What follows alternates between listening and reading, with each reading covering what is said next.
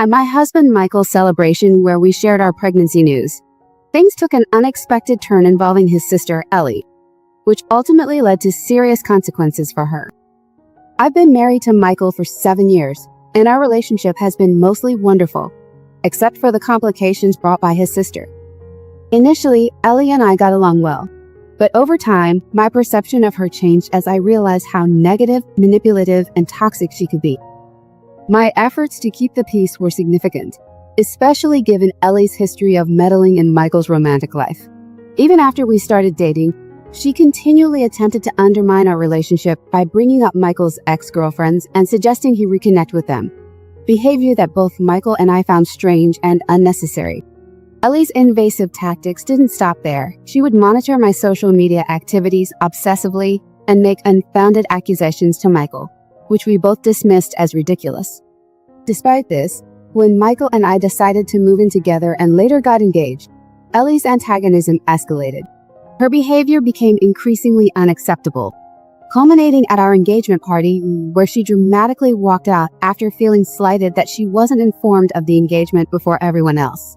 Her subsequent actions included sending me a nearly threatening message about being a good wife to Michael, claiming her place as the predominant woman in his life. This bizarre claim, along with her continued hostility, led me to decide she was no longer welcome at our wedding. This confrontation seemed to push Ellie over the edge. She became less involved in our lives, which was a relief, but her resentment lingered. Eventually, her actions at a recent event led to a situation where she now faces legal consequences and is going through a divorce. This drastic turn of events is a sad but necessary resolution to the ongoing drama she created in our lives, illustrating the severe impact of her actions not only on her relationships, but also on her personal situation. During a celebration where my husband Michael and I announced our pregnancy, his sister Ellie was noticeably taken aback when I finally stood up to her negative behavior. My mother-in-law was equally upset with Ellie and supported my stance. After the event, Ellie complained to Michael, claiming that I had embarrassed her and he should control me since we were to be married. Michael, standing firm, told her she needed to apologize or she would not be welcome at our wedding. Ellie eventually sent a half-hearted apology, which I chose not to respond to due to the stress of wedding planning and a desire to avoid further drama. Despite my reservations, Ellie attended the wedding, shockingly dressed in a black, floor-length gown complete with a veil, as though attending a funeral.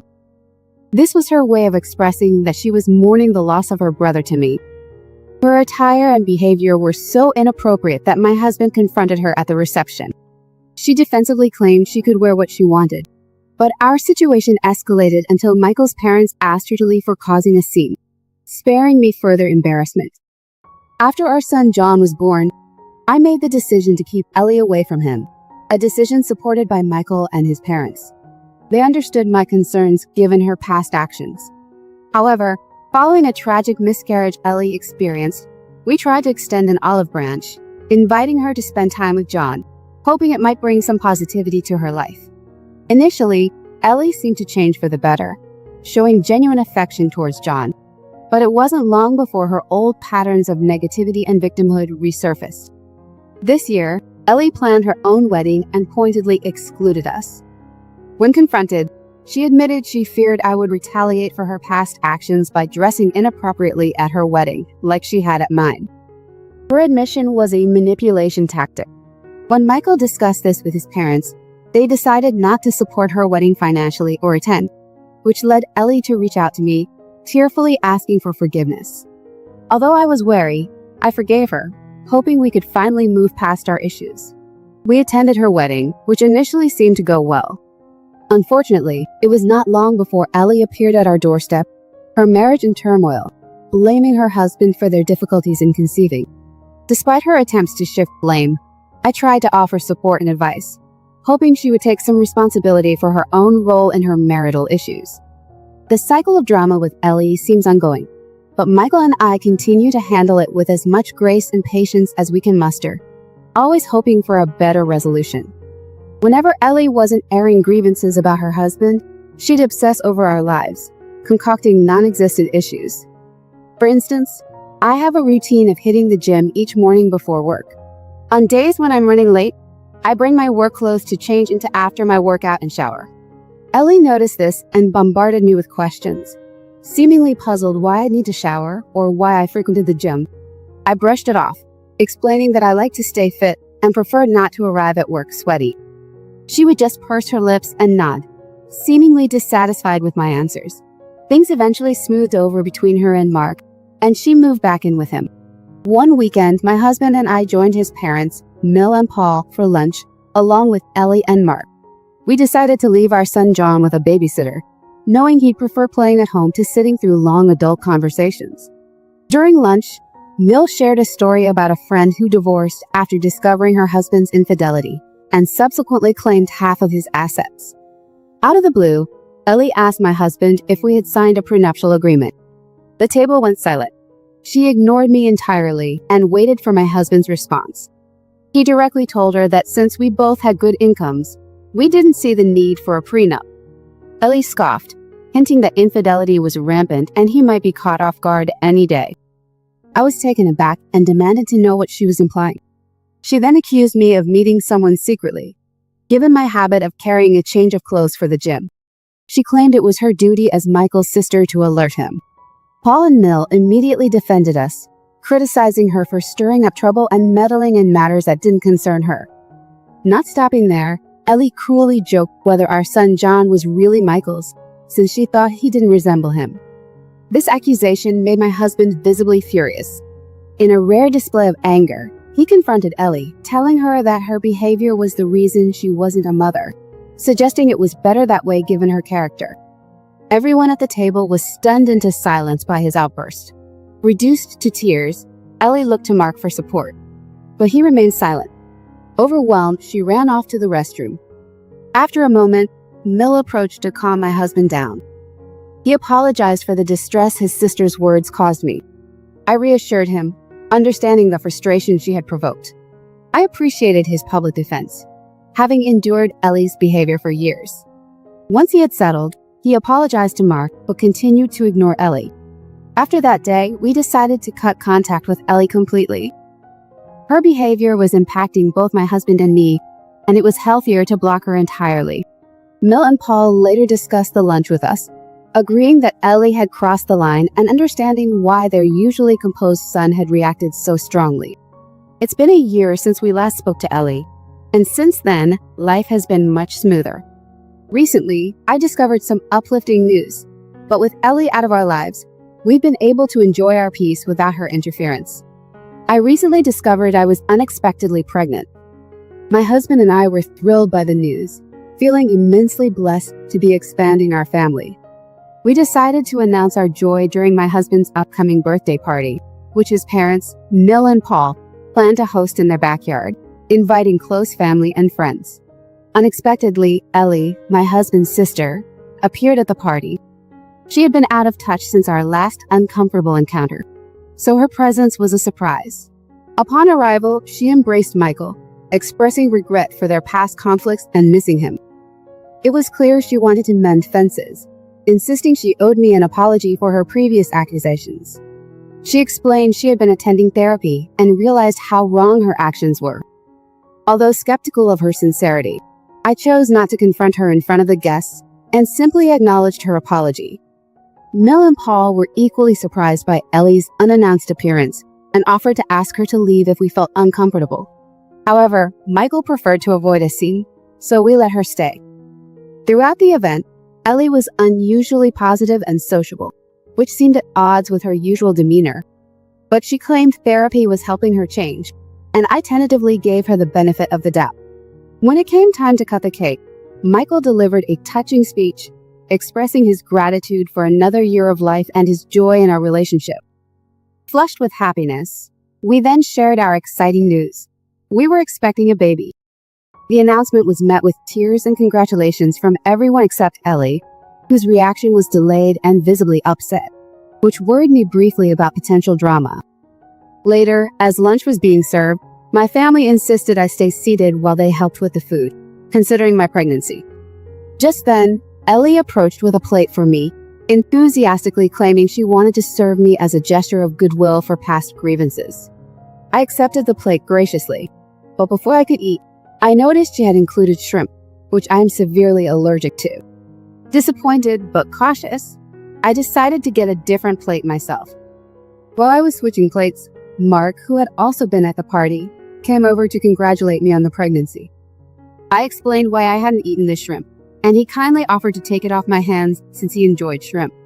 I thanked him and went to get myself another plate.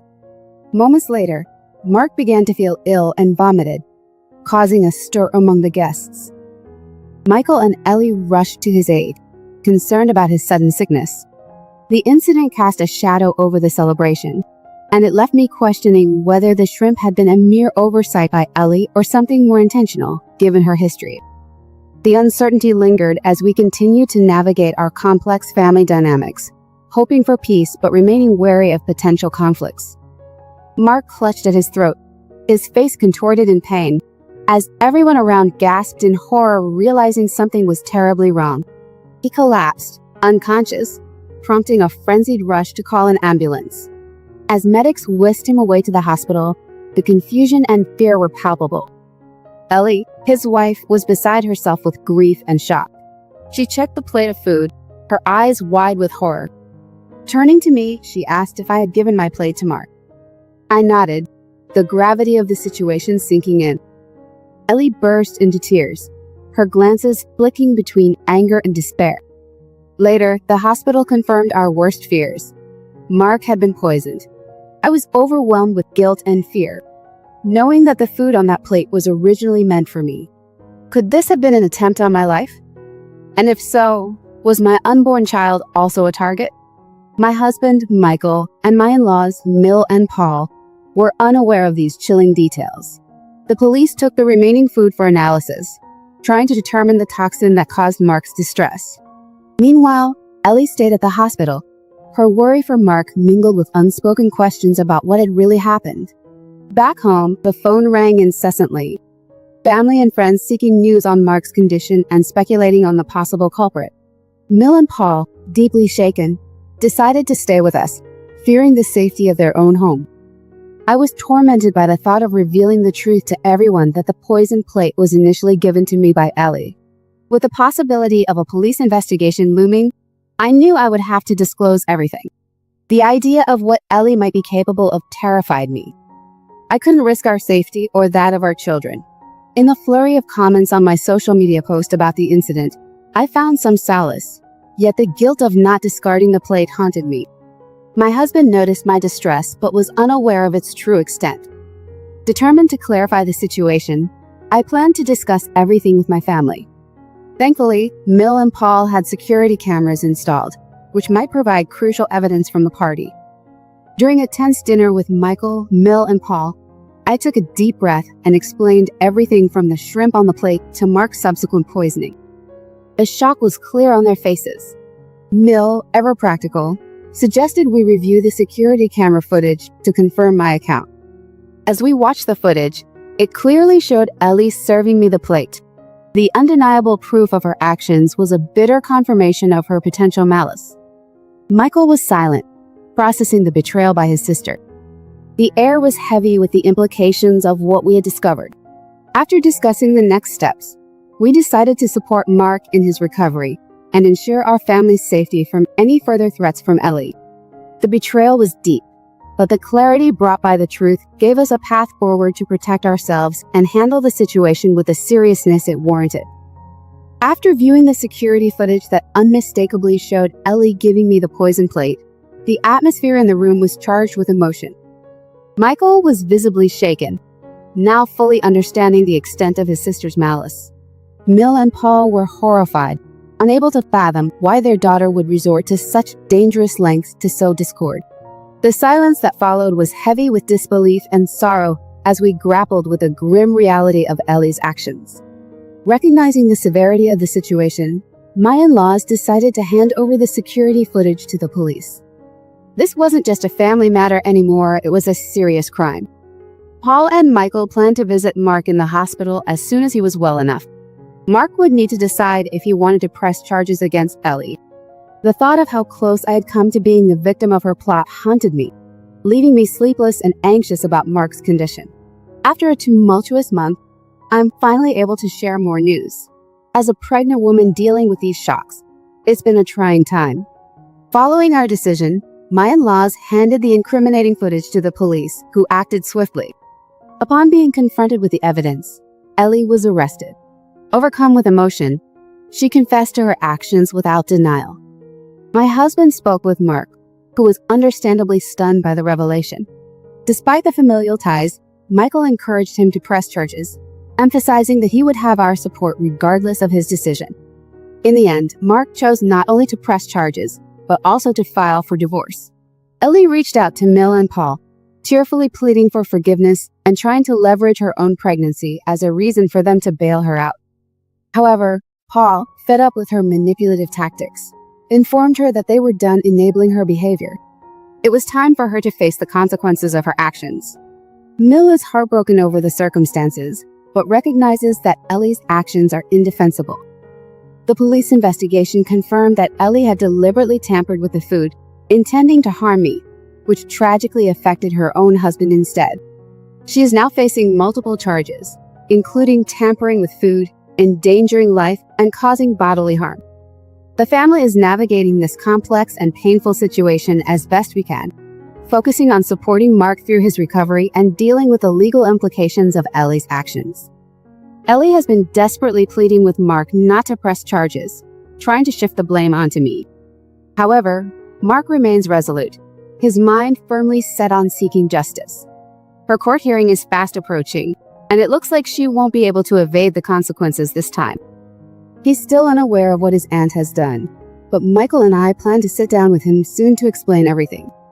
We believe it's crucial for him to understand and be aware of such situations, though it will undoubtedly be a tough conversation. I'm also attending regular ultrasound appointments every 3 weeks as my pregnancy progresses.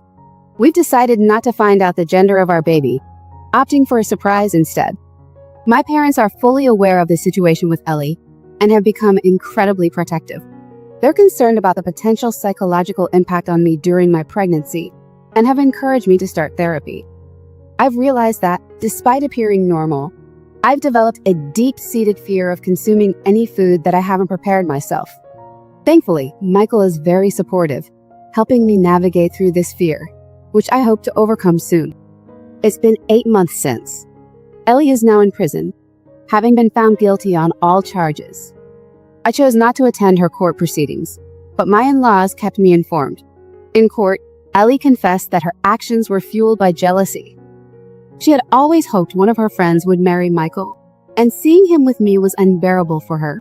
When we announced our pregnancy at Michael's birthday, which coincided with her own pregnancy news following a previous miscarriage, she felt overshadowed and acted out of a misguided sense of retaliation. Ellie admitted to adding a small amount of rat poison to my food, hoping it would make me ill enough to be hospitalized but not cause serious harm. She never anticipated that I would pass my plate to Mark, leading to his poisoning. Despite her plea for a lighter sentence by blaming hormones and claiming no intent to cause severe harm, the judge was unmoved and she received a prison sentence. Meanwhile, Mark has finalized his divorce from Ellie and remains a cherished part of our family. We've included him in our activities and have had many heartfelt conversations. He reassured me that what happened was not my fault, which has helped me cope with the guilt I felt over the incident. Michael and I recently welcomed a baby girl into our family. Despite the dark shadows of the past months, her arrival has brought immense joy and light into our lives.